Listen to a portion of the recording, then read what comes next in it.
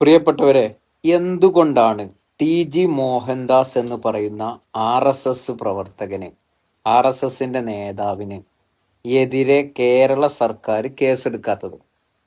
നമുക്കറിയാം, ജന്തർ മന്ദിറിൽ ഒന്നാമത് നിങ്ങൾ ഈ കാണുന്ന ഒരു പോസ്റ്റർ, ഞാൻ ഇന്നലെ അത് വെച്ചിരുന്നു. ഒന്നാമത്തെ അയാളുടെ അത് നിങ്ങൾ പരമാവധി ഷെയർ ചെയ്യണം കേട്ടോ.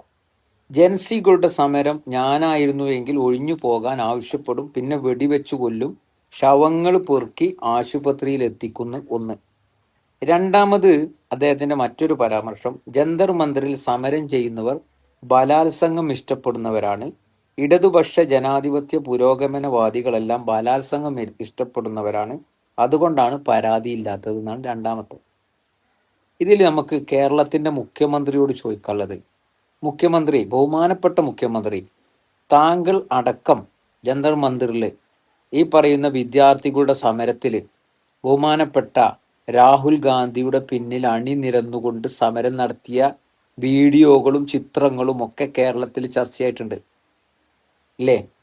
ആ നിങ്ങളെ അടക്കം, അതായത് സമരം ചെയ്യുന്ന ആളുകളെ അടക്കം വെടിവെച്ച് കൊല്ലണം എന്നാണ് കേരളത്തിൽ താങ്കൾ ഭരിക്കുന്ന, താങ്കൾ മുഖ്യമന്ത്രിയായിട്ടുള്ള, താങ്കളെ വിശ്വസിച്ച് ജനങ്ങൾ വോട്ട് ചെയ്ത് ആ നിലക്ക് നിങ്ങളുടെ സർക്കാരിനെ അധികാരത്തിലെത്തിച്ച അതേ നാട്ടിൽ ഇരുന്നു കൊണ്ട് വർഗീയതയും വിഭാഗീയതയും മാത്രമല്ല, അത്തരം സമരങ്ങളോട് ഭരണഘടന ലംഘനമാണ് മുഖ്യമന്ത്രി. ഇത് സമരങ്ങളെ ഈ നിലക്ക് അടിച്ചമർത്തുമെന്ന് പറയുന്നത്, ആളുകളെ വെടിവെച്ചു കൊല്ലുമെന്ന് പറയുന്നത് ഭരണഘടന ലംഘനമാണ്.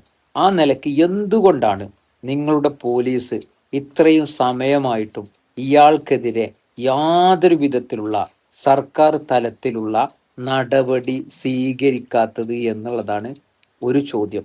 രണ്ടാമത്തത്, അതേ കുട്ടികളെ അധിക്ഷേപിച്ചിരിക്കുകയാണ്. അവിടെ സമരം ചെയ്ത ആളുകളെ അധിക്ഷേപിച്ചത് എങ്ങനെയാണോ? ബലാത്സംഗത്തെ ഇഷ്ടപ്പെടുന്നവർ എന്ന് പറഞ്ഞുകൊണ്ടാണ്. ഇത് രണ്ടും ഗുരുതരമായ ആരോപണങ്ങളാണ്. അത് നിങ്ങൾക്കും അറിയാം, ഈ ജനസമൂഹത്തിന് അറിയാം എന്നുള്ളത് കൊണ്ട് തന്നെ എന്തുകൊണ്ടാണ് ഇതിനെതിരെ മുഖം തിരിച്ചു മുന്നോട്ട് പോകുന്നത് എന്നാണ് ചോദിക്കാനുള്ളത്. ഇവിടുത്തെ ആഭ്യന്തരമന്ത്രിയോട് ചോദിക്കാനുള്ളത്, ഓപ്പറേഷൻ തൂഫാൻ എന്ന് പറയുന്ന വളരെ സമൂഹത്തിൽ ഒന്നടങ്കം വ്യാപിച്ച മാരകമായ ലഹരിക്കെതിരെ നിങ്ങൾ ശക്തമായ രീതിയിൽ മുന്നോട്ട് പോകുന്നുണ്ടല്ലോ. ഇപ്പൊ ഈ പറഞ്ഞ ടി.ജി. മോഹൻദാസിന്റെ വർഗീയ വംശീയ അധിക്ഷേപം അത് എത്രത്തോളം മാരകമാണ് എന്നുള്ളത് നിങ്ങൾക്ക് തിരിയാഞ്ഞിട്ടാണോ? എങ്കിൽ ഇയാൾക്കെതിരെ ആഭ്യന്തര വകുപ്പിന് കേസെടുക്കാൻ ബാധ്യതയില്ലേ? അത് നിങ്ങൾക്കതിൽ പ്രതിബദ്ധതയില്ലേ? സമൂഹത്തോട് അതിൽ കടപ്പാടില്ലേ? ഈ ചോദ്യങ്ങളെ ഉന്നയിക്കാണ് എത്രയോ ആളുകൾ.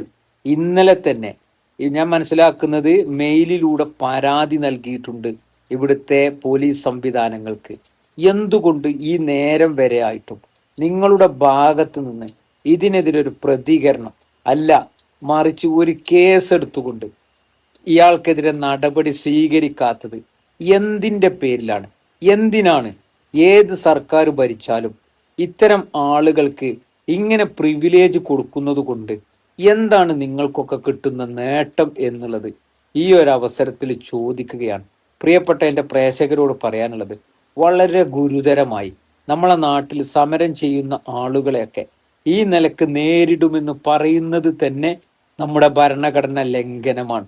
നമുക്കറിയാലോ, പോലീസ് സംവിധാനങ്ങൾ പോലും അത്തരത്തിൽ പ്രവർത്തിക്കാൻ ഒരിക്കലും താല്പര്യപ്പെടുന്നു. അതെന്താണെന്ന് വെച്ച് കഴിഞ്ഞാൽ, പ്രതിഷേധിക്കാനും പ്രതികരിക്കാനും അവകാശമുള്ള, സ്വാതന്ത്ര്യമുള്ള, ഭരണഘടന അതിന് അവകാശം നൽകുന്ന ഒരു രാജ്യത്താണ് ഇവരും നമ്മളുമൊക്കെ ജീവിക്കുന്നത് എന്ന് ആർക്കറിയാം? പോലീസിനും അറിയാം, സർക്കാർ സംവിധാനങ്ങൾക്കറിയാം, ഇവിടെ പ്രതിഷേധിക്കുന്ന ആളുകൾക്കും അറിയാം.